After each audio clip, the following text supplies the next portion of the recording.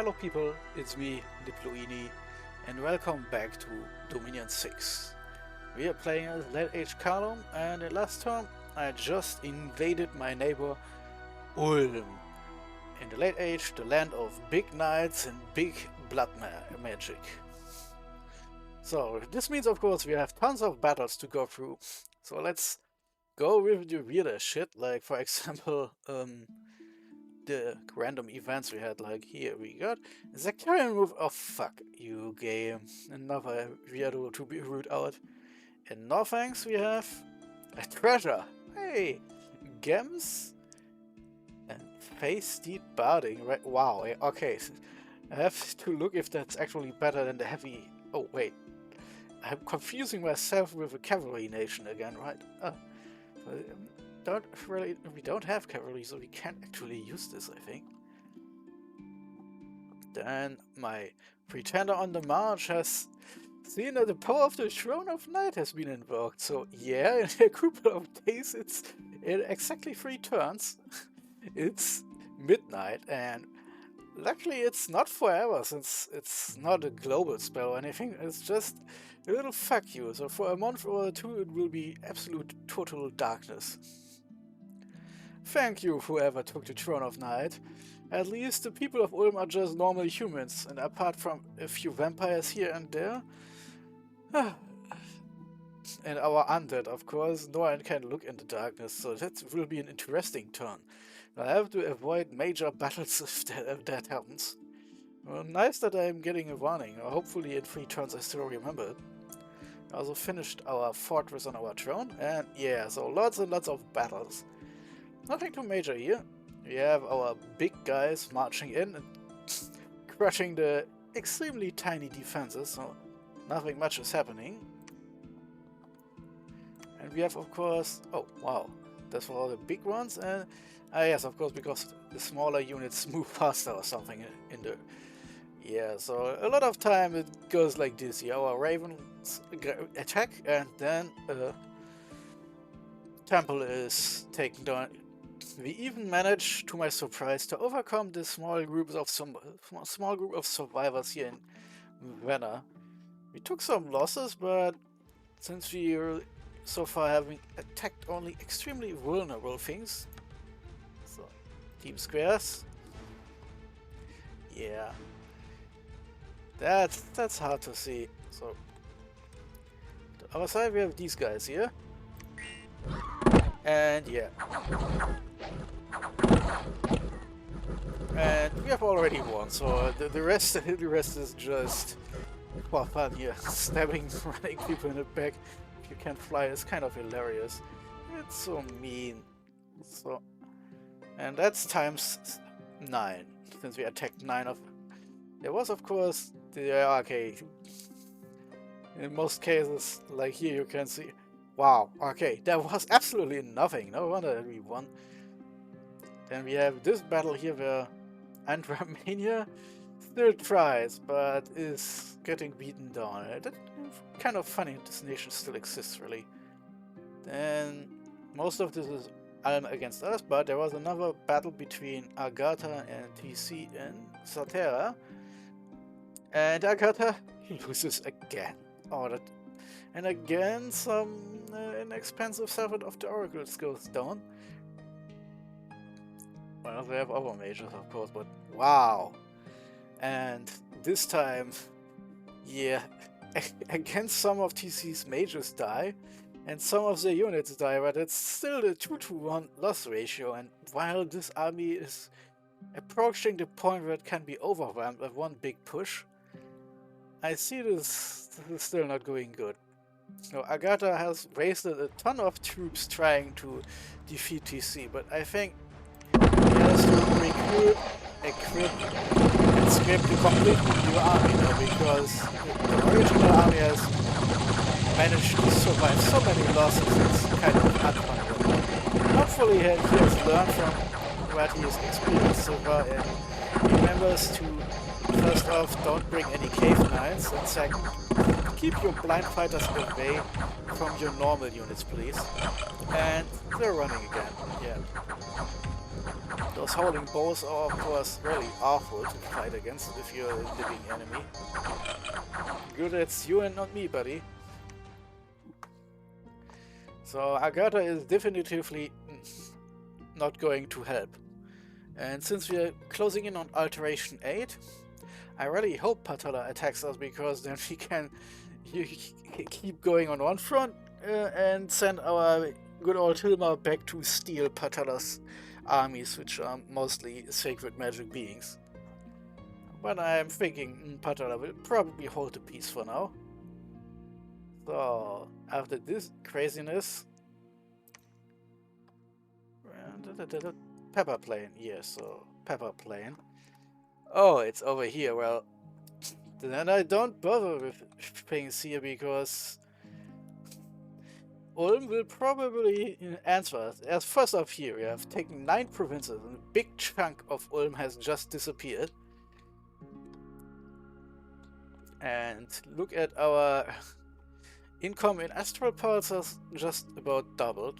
So Ulm, as a nation of astral mages, hasn't found much evil, I think. Of course, it's just one chunk, and there are at least 1-2 chunks left over here. I'm just glad he hasn't built too many fortresses. I mean, we destroyed the fortress here in Lost Canyon range now, because can we actually continue construction here? Nope, it's just torn down. It's gone for good. Well, that's 1,000 pounds of gold down the drain, and 400-500 pounds of gold for each temple that we distracted just now.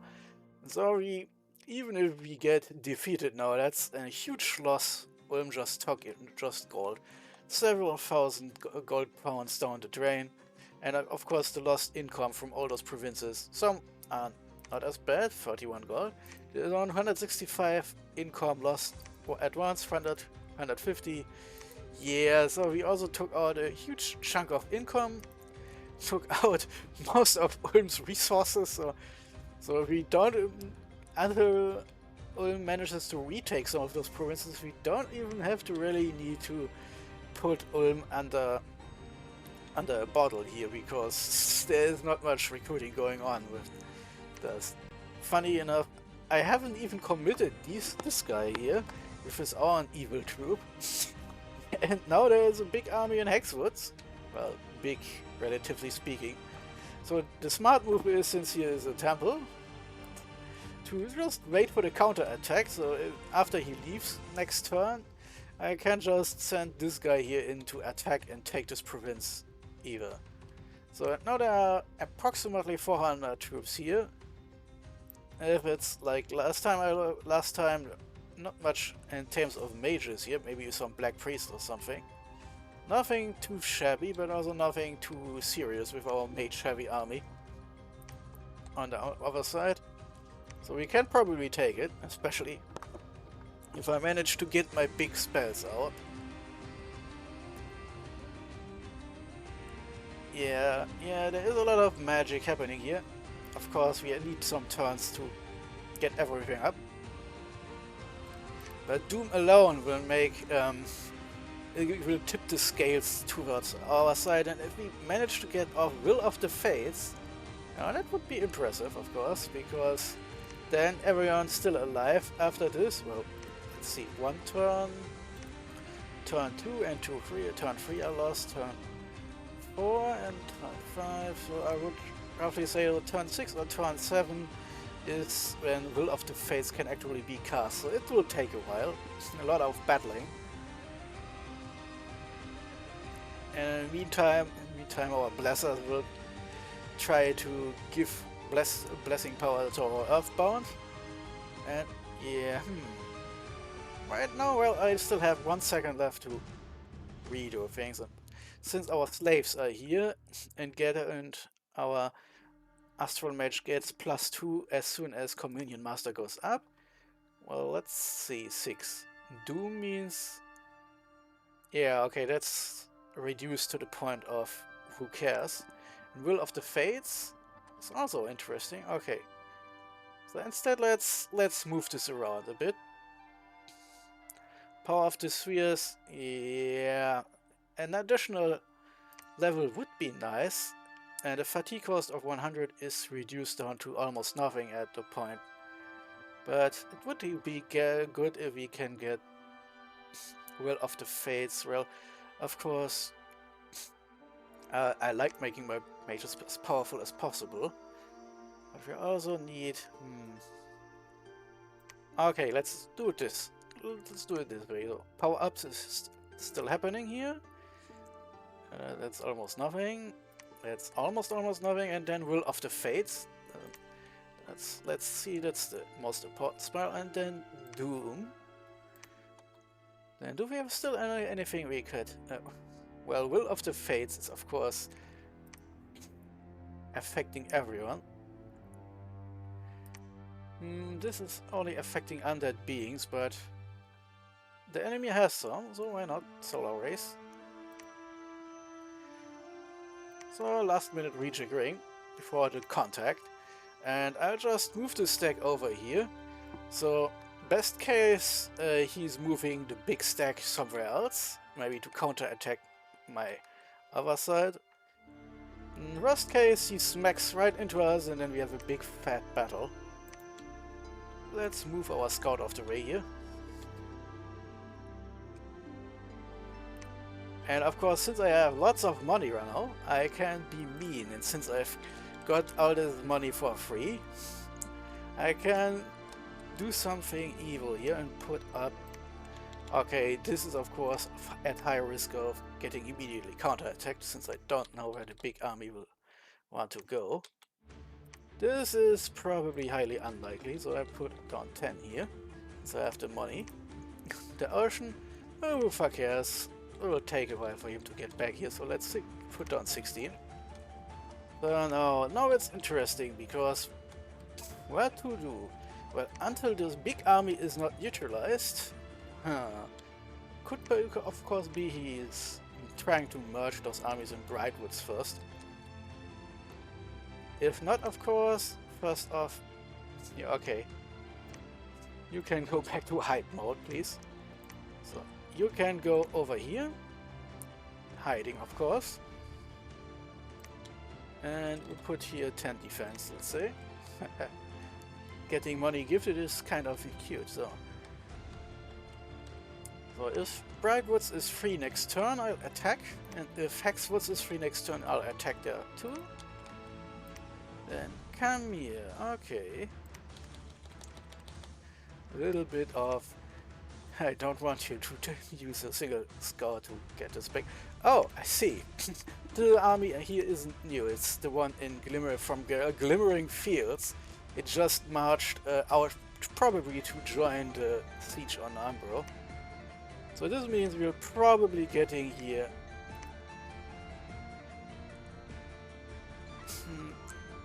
Yeah, the local defense is fairly low, so let's sneak over there, because if this army is immediately counterattacking instead of rushing back, we can get Glimmering Fields under lockdown for a couple of turns, so there is no recruitment. Then we got Pepper Plain, where this asshole is waiting secretly in the underground. But that's not our problem, since there is another army in Dural Woods that will probably come rushing back right now. And what we are doing in the response is we are moving our assholes up here into Iron Peaks. And then attack a second time over here, hopefully bulldozing down another throne. And I'm doing it this way because if there are armies I'm not seeing up here, this of course means... Oh, let's scout. I'm not immediately running all my little Raven Lords into enemy armies, and I can then just trigger the ones that are free and probably stay free for now. But I'm still laughing at this. I waited so long about this, but 5 turns are a lot of time. It's kind of funny that I managed to destroy the fortress before it could be finished. Now we have the Moon Mirror, which gives us more glamour gems and 1 Astral. And here we have the Maze, which gives 2 Astral Pulse per turn. So defense 10, 10, and 10. So something I wouldn't normally do in an active war zone, where most defense will just be pulverized by the big armies moving around. Defense 5 is what I prefer in this case, to just discourage the offensive use of scouts. But let's face it, I got nearly 2,000 pounds of gold for free, so I can do a bit more right now. So next step up is this army here, still full up.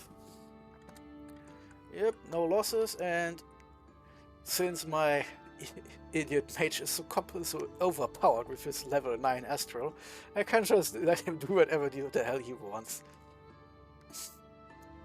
And since I have so many goddamn units here, and since Will of the Fates takes 2 turns to cast, I'm actually doing it other way around now. I'm making Will of the Fates and then Doom, like on the other side. And then he can do whatever the hell he wants. I'm just hoping he survives. In fact, Witch's Runner is the biggest army of flying dudes here. Oh, it's the last one, of course. So Hilma can fly, and so can his guards. Just in case something funny happens here.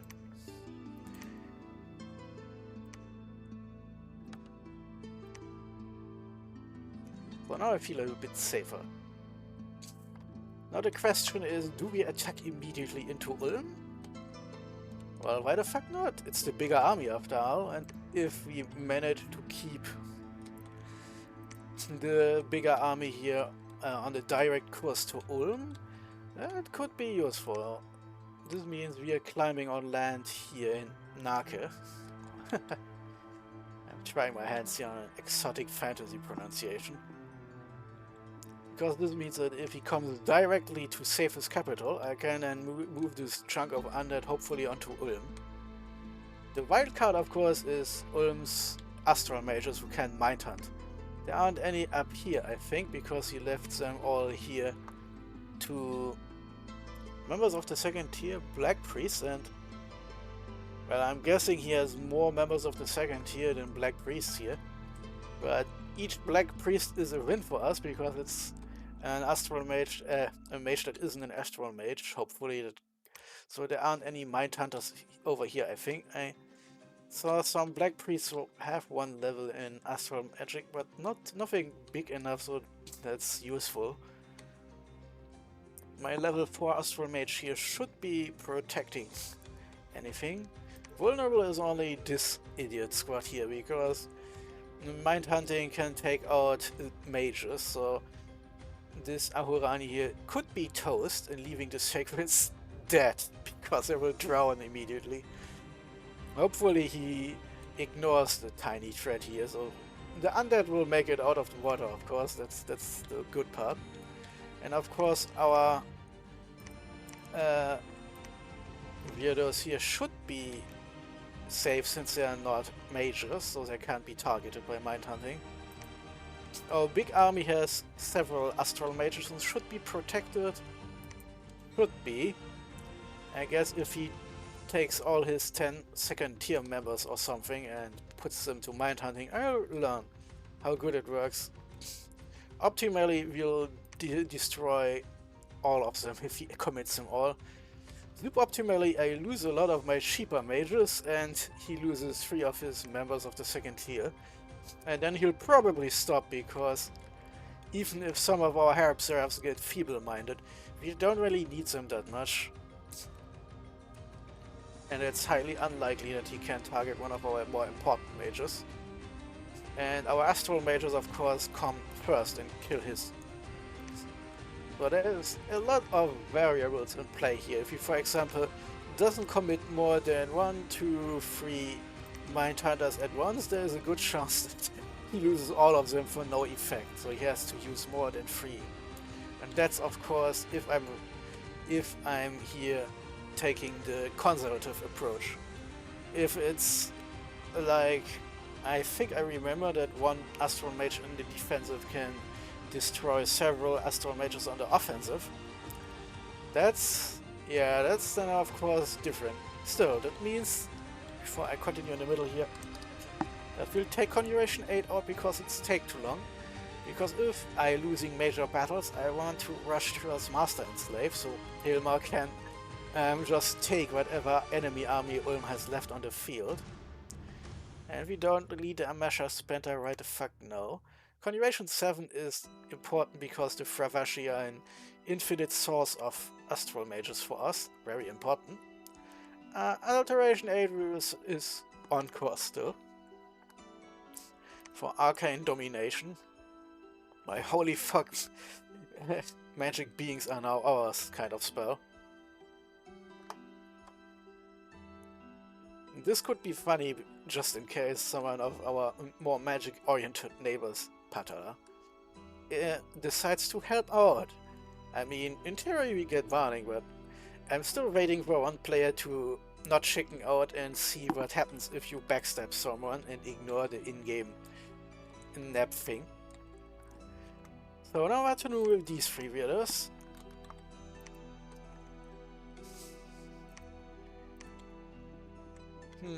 How far can these guys go, I'm wondering.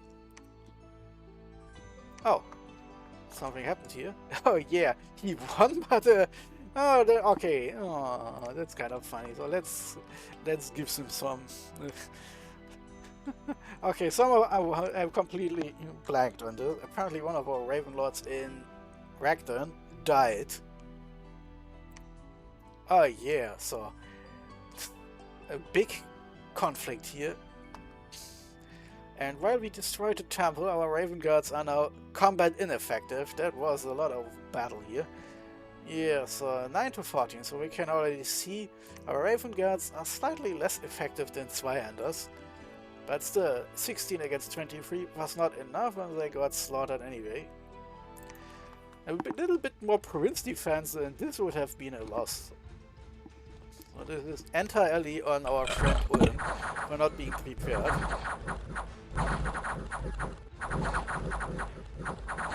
In this case, Ulm was even extra lucky and apparently one of the leaders marched off to fight so we couldn't backstab him immediately. So something I wanted to look up is the battle in where was the fuck? Ah yes, the Lost Canyon range. Lost Canyon range here. Enemy temple was found, was quickly saved. So nothing about the construction here. Huh. Too bad, I guess. Only the defender gets a construction. I mean, I wouldn't even know that there was a fortress in construction if it wasn't for my scout sitting here the entire time. So anyway, Rector. Yeah, okay, I can't do anything anymore because those fuckers are dead. But at least I can boost some 2 survivors from our battle. And this one has also 2 survivors and is now a little bit back up. So let's... yeah, okay. So, what to do with you guys?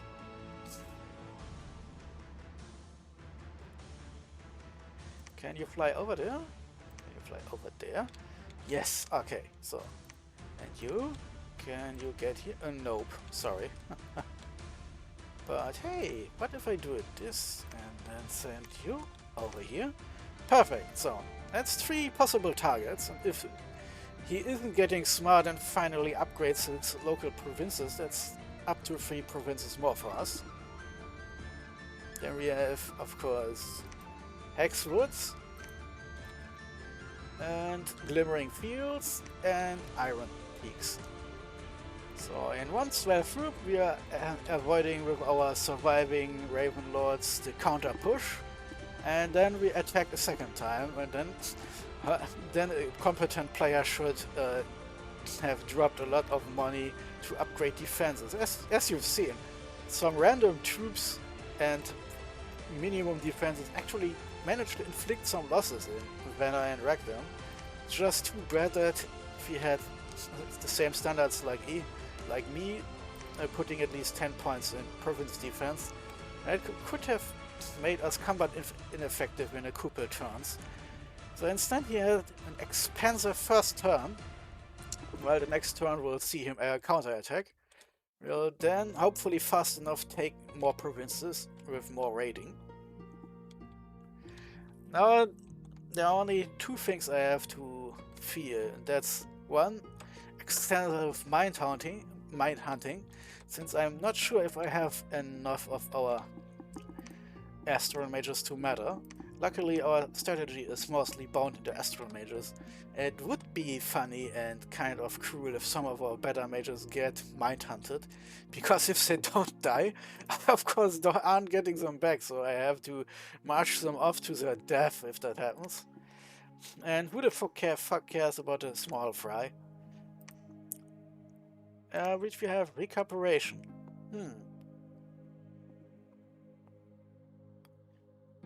Well, if recuperation...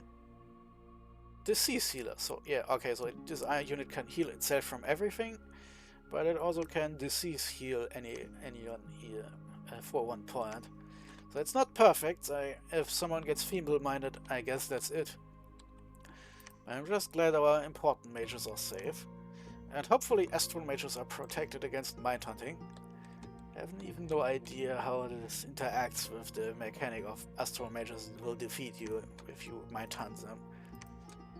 Possibly it can overwhelm on like 10 to 1 or something? Well, I guess we are fighting someone with many astral mages, so if he commits, we'll see it. So I want to see what's over there besides Dark Vines. No thank you, buddy. So TC has effectively neutralized Agatha, so Agatha can't help even if they wanted to. I mean, they could still intervene, a living human being, of course, not a robot slavishly enslaved to ratio and unfeeling calculation. But it would be pretty dumb for them, since if they manage to break down TC and get their capital and provinces, they're still in a good position. But if they give up now and help Ulm out, they're in a really bad position, since our friends down here, Femini, are a bit more successful in taking more and more stuff from TC, while TC is beating up Agatha. And Romania is still alive here, multiple provinces even. Well, good luck, you robot dogs. The robots are kicking ass and taking names in this. Except for Vatian, which is still not done for some reason. Or is it? Ground Globals, I have Pythium as well. DC has still Dark Skies. Oh, that explains why Agatha is running away so often. Dark Skies removes moral in its own dominion. So that might be a reason why Agatha has been struggling so hard. Eternal Pyre for them. Oh, Pythium is up to 3 globals. And Femini has, funnily enough, a perfect insight of what I'm doing, since they have the Eyes of God up. So if they look this way, they immediately know that 1/3 of Ulm suddenly changed sides. That would be funny. Then there is this block to the right. Sadly, I don't have scouts on this end. Well, those are Rangers and of Ulm and Zweihanders. Well, simple and effective, except if I get Iron Pain on them, might be less effective. It's also a funny thing I have trying out. Too bad I just now have this guy down here as the next Earth Mage. Which reminds me, out. Before I forget. So, Garizona, my friend, you can immediately start constructing the next step, the castle.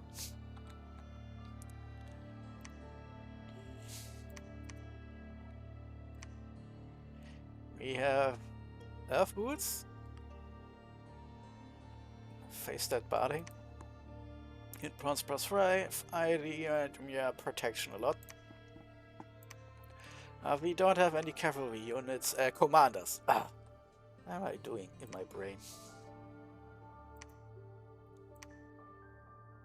Oh yes, now I remember I needed this for the gate cleavers.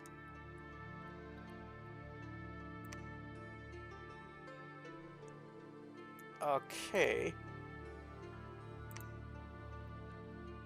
Do we have another Earth booster here? Meteoritic coins, of course. No, I think there's a combination of blood and earth that's necessary. You know, of course, the extremely expensive rings, some of which use chains of reconstruction. Oh yeah, that's good for inanimate commanders. What was this? Earth Magic 1. Hey, that's fairly cheap. Of course, it's only 5% regeneration equivalent.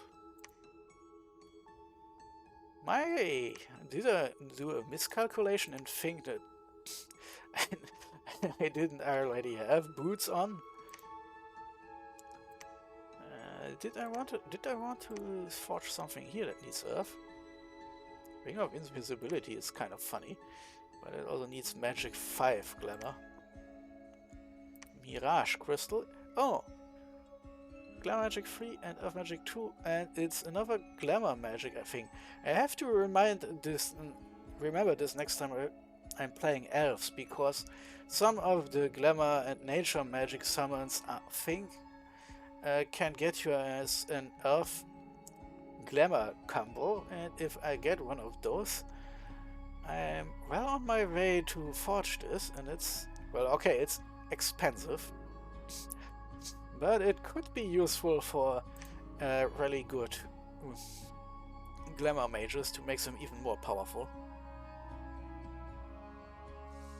Dream Spool, Pendant of Beauty, Stone Sphere is Astral Window, and Tated. Oh, we don't want this. Oh, the Mirror of Trapped Images, Glamour Manipulator shit. Honestly, I am just clicking this through because I can't remember what the fuck I wanted with this. Did I just make this ahead for... Huh. I can't really see... also. So, first off, you're getting the Dreamstone for a little bit more research. Then I guess I am just a stupid asshole sometimes, because I completely thought I already had him at level 2. But I can do something, because he is technically speaking on Earth 1 only, and 30 Earth gems are a lot, but Earth is also not exactly the most important of our paths. So no, next turn he can actually make some of those gate cleavers. A bit late, of course. And this guy here can have the boots now. And now I have a new buffing master for the next army if needed. Of course, this also means, since he's now obviously important for my strategy, I have to twice spawn him, so we don't lose him. Then, yeah, so we have some more money, so I can add in... Oh, another Earthbound? Recruitment points. Fuck. Oh, are you fucking shitting me? 21. Holy fuck. So... two of the commoners here. So, Harab Elder. Ah yes, because he's already in the row here. And I still have 2 commander points, so I can actually do a double take here and get 2 mages in one turn. Normally I don't even have the money for this shit. Great. So, over here, let's do some... Oh, caretakers. Oh, we have enough command points now for Harab Seraphs. So let's switch up.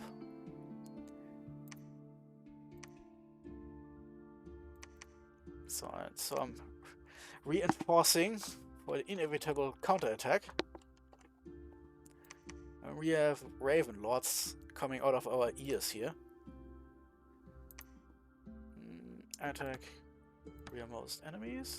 Yeah. Nope, what are you doing? You're not standing behind. So, and then we have the little local garrison here. So 11 is not enough in my humble opinion, but of course we can now add some more. Whoops, okay. Recruitment points, I keep forgetting. Let's see. Oh, yeah, okay. So let's keep on recruiting and some more for those guys. Harab Serfs, let's go down to Faircliff. Raven Lords. Okay, why not? Because we have to reinforce our battlefront up there. Whoops. Okay. Spells, please.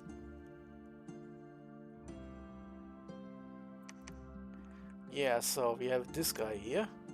And of course it makes more sense to give him the important troops here. Because I can actually move this guy somewhere else somewhat speedily if I need to. I have another little resource force for bad times. Let's give this guy here some movement orders. So, Ravenlord, my friend.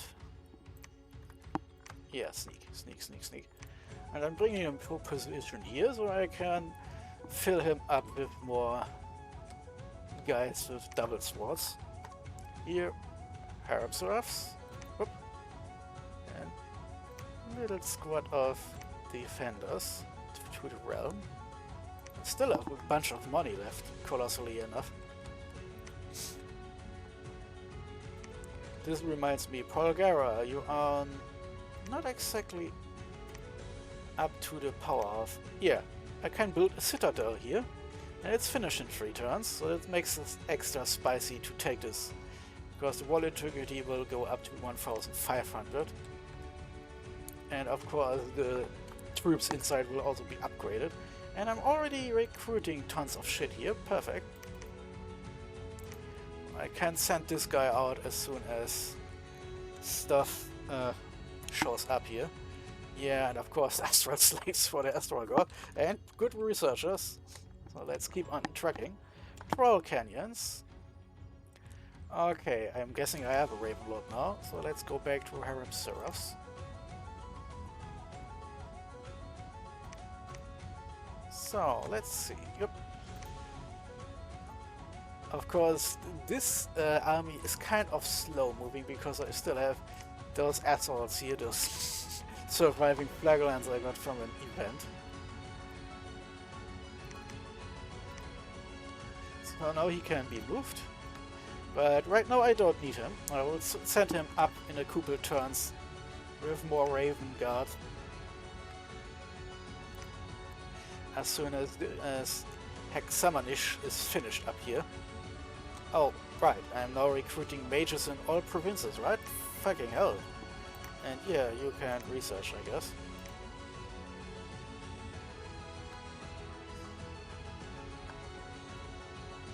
Do I need... yeah. So next turn I recruit another Storm Master, Storm General. Because the Storm General is then fucking needed in Polgrave to take in the troops I'm recruiting here. As a second force. Caelum, of course, still has one big leader here. And since this guy can still take 50 more troops, it will take a while before I need a second leader here. And how the fuck did I pack it? And that? Oh yeah, so probably smarter to get it this guy for now.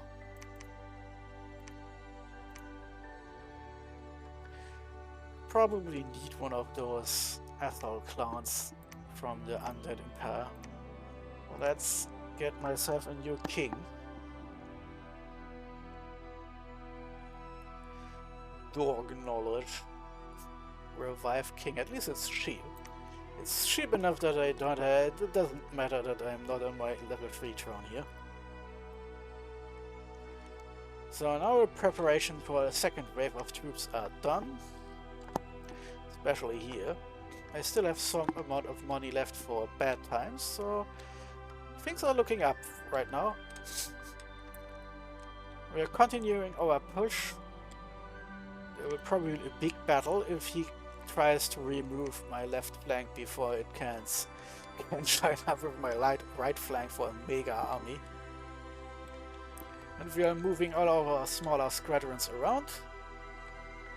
And then we'll join up our undead menace if they make it out of the water intact with our Ulm army to make the siege go faster a little bit. And Ulm has a citadel, so this will take a while. Funny thing, of course, next turn I can't start making gate cleavers. So at least I can speed up the future of sieges, because yeah, we also need to get Umbra at some point, and Agatha might be getting interested, depending on how the battle goes. We might be in a situation where if the battle against the Ulmian forces goes really good next turn, and we have to move our left army up here and put them on the tiny remains of TC immediately before Agatha snipes the throne away, because then the entire war here has been mostly without purpose, since we started it mostly to gain control of another throne.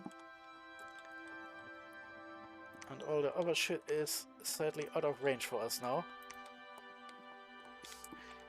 So Patala has a throne. Hasn't yet, of course. Probably joining up troops here in Bogaros to make a big push into this throne. Eventually, I think. No idea what that player is doing effectively. Okay, the Grey Forest is still in TC's hand. We have to go through Femini. So I really hope I can get to this throne in front of Agatha, because it's very obvious to Agatha's player then that I will have to go through him to win the game. And that could be getting awkward. If I move fast enough and can lock this shit down, then we'll of course will not be claiming this throne, because then it's fucking obvious that we're in the lead. Right now Pythium looks like he could be the winner. He's probably already collecting thrones. I can't see any, but there's still some blackness in the way here. He has this throne here. Did he claim that one? Oh, yeah, the Throne of Night. Ugh. TC still has tons of thrones, and we have two. Only 2 thrones. So it's been about 2 years. It's still approximately 20-24 turns. About is kind of soft. So there should be another level 2 throne, making us up to 7. And yeah, and if the Ulmian War goes well, we'll probably have to turn on Agatha next to get this throne, which brings us to 9, and this throne should bring us to 11, since we gain access if we crash the party here. Then there's the underground. Ah yes, I sent someone down here, right? Which right? Fuck. Nope. Nope. Nope. Ah, there it is. So Patala was busy underground. But it seems to be a smaller part of the underground here. Well, let's march around a bit. No idea what's going on here. Another plane. Unknown. Oh, that's interesting. That's probably one of those astral plane gimmick things that's new. That's another astral thingy. So interesting. So in theory, whoever gains this unknown plane control could march troops into those output holes to make sure there aren't any cave entrances in the realm I just conquered. So there aren't any nasty surprises. But no, we are both cave and planar exits free for now. So I will continue the war. Next turn there is not much happening, and the turn after that will take another big chunk out.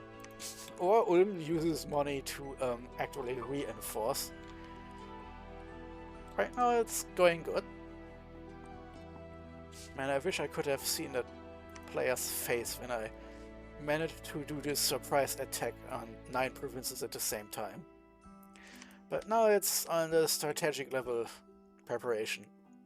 Will my battle scripting survive his battle scripting? I mean, since TC managed to defeat him a couple times, I'm not too disturbed here, even if he manages to join up with reinforcements here. This would even help us, because the further he moves these troops here away from Glimmering Fields, the easier I can lock this fortress down, and then here's this one. There's probably not much recruiting possible even. And he can move troops, recruit troops from here. But Pythium is also a competent player, so if I am taking too much too fast, he might intervene, and then Ulm will be in trouble, because it can't possibly hold off both us and Pythium. Then there's this stack of units completely without mages. That could be hilarious. I mean, he could try to get to Polgrave, for example.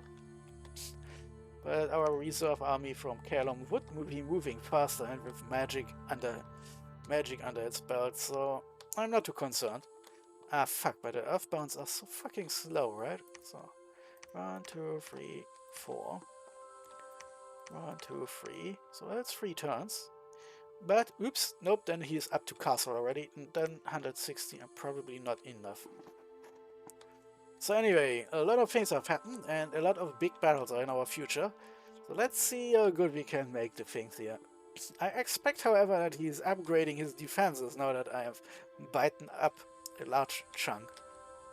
I might have to consolidate our Ravenlord forces if the next big push doesn't work, because he's finally upgrading province defense. If he doesn't, so that's more for us.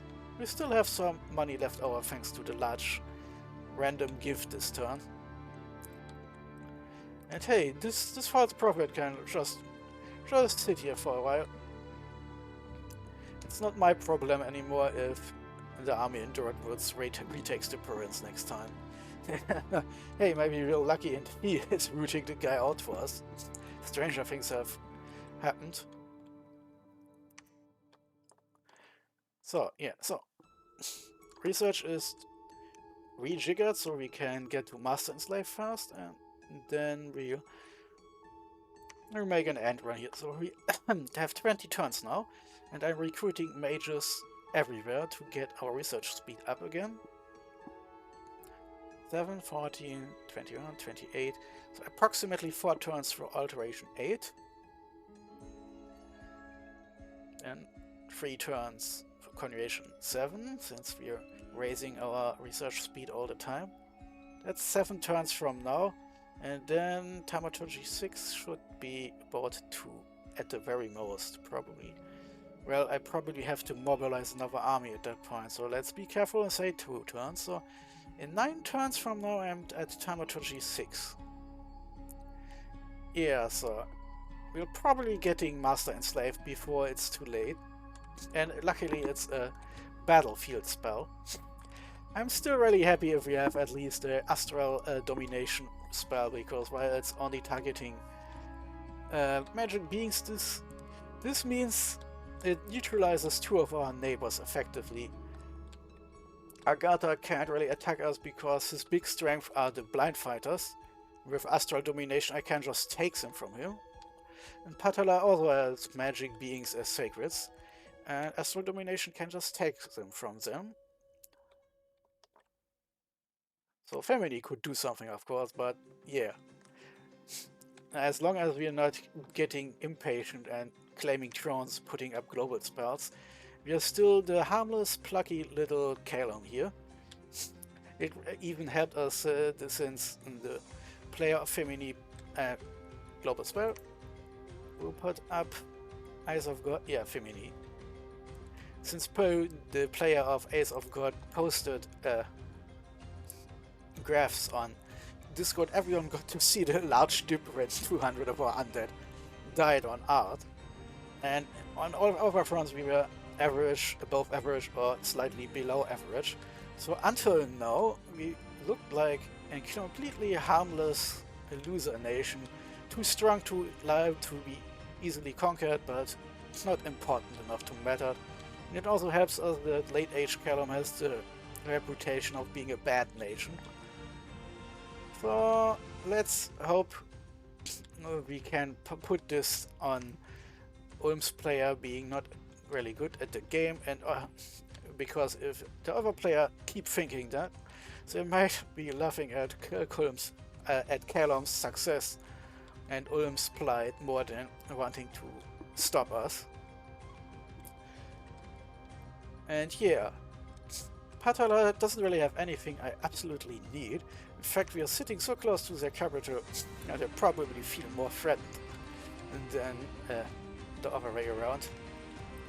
So I can't just leave them alone. They haven't even gotten the throne near Bogaroth yet, so for fuck's sake. So until they join up in some kind of big coalition, kind of harmless.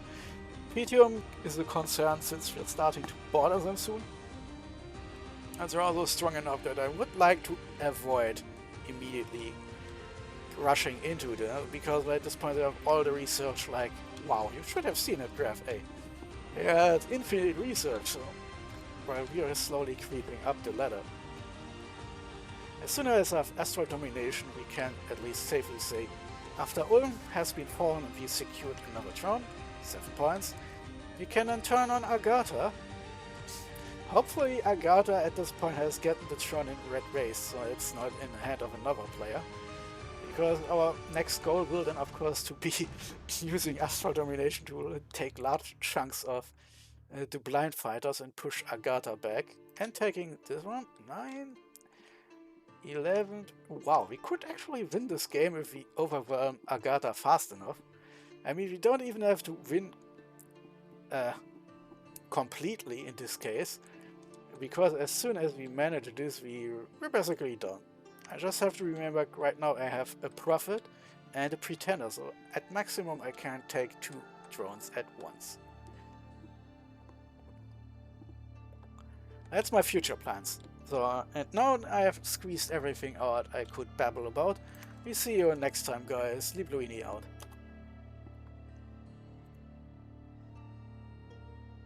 Wow.